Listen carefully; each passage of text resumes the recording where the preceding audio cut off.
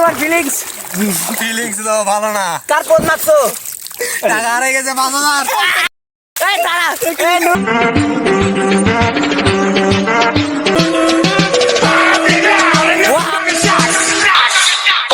তারপরে দেখছি আমরা কোথা থেকে হিরো একটা চলে এসছে।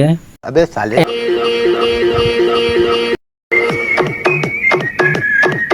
হ্যালো, আসসালামু আলাইকুম, আশা করি সবাই ভালো আছেন। তো অনেকদিন থেকে বলি আমরা যে এমন কোনো জায়গায় ঘুরতে যাব যেখানে আমাদের মন, মাইন্ড এবং সবকিছু পরিষ্কার হয়ে যায়। সেই জন্য কিছু বন্ধু সিদ্ধান্ত নিল রাজশাহী পদ্মা গার্ডেন সহ রাজশাহীর বিভিন্ন পরিদর্শন এলাকায় ঘুরতে যাবে। তার জন্য সকালে আমরা 6:15 ট্রেনে, যেটা নাচল থেকে রাজশাহী যাবে, তার উদ্দেশ্যে নাচল স্টেশনে রওনা দিলাম। নাচল স্টেশনে এসে দেখি ভাই কি ভিড়, বাবারে লোকাল ট্রেন বলে কথা।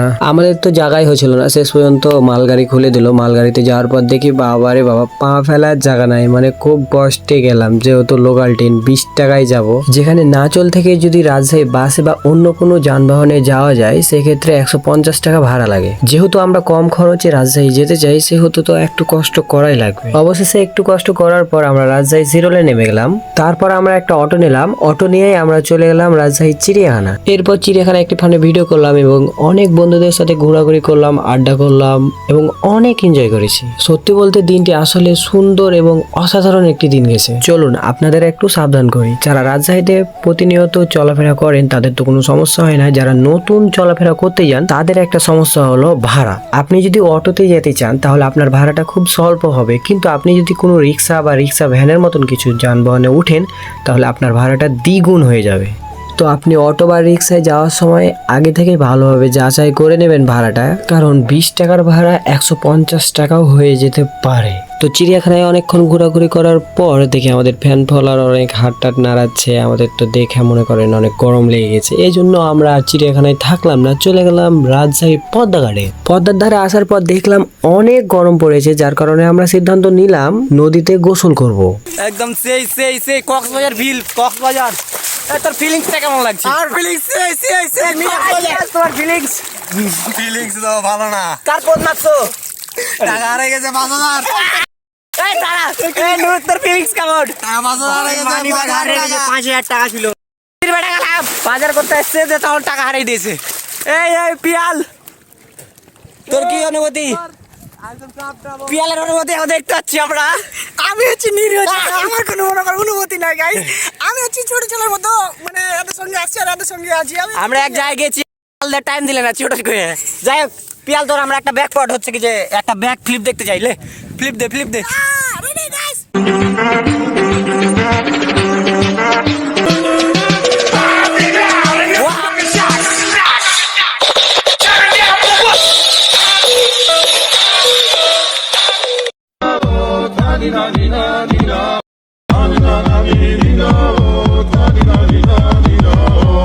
Psych! That's the wrong number!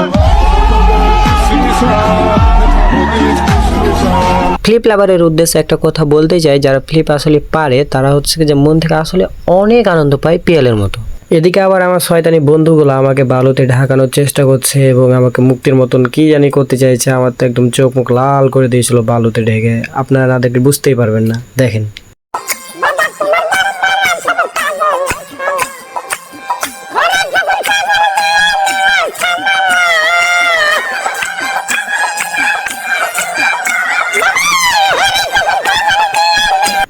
তারপরে দেখছি আমরা কোথা থেকে হিরো একটা চলে এসছে।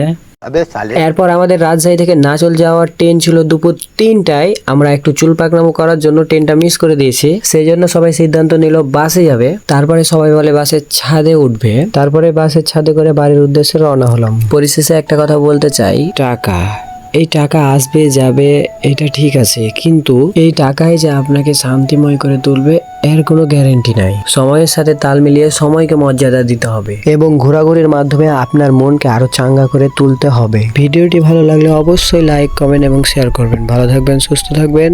পরবর্তী ভিডিওর জন্য অপেক্ষা করুন। আল্লাহ হাফেজ।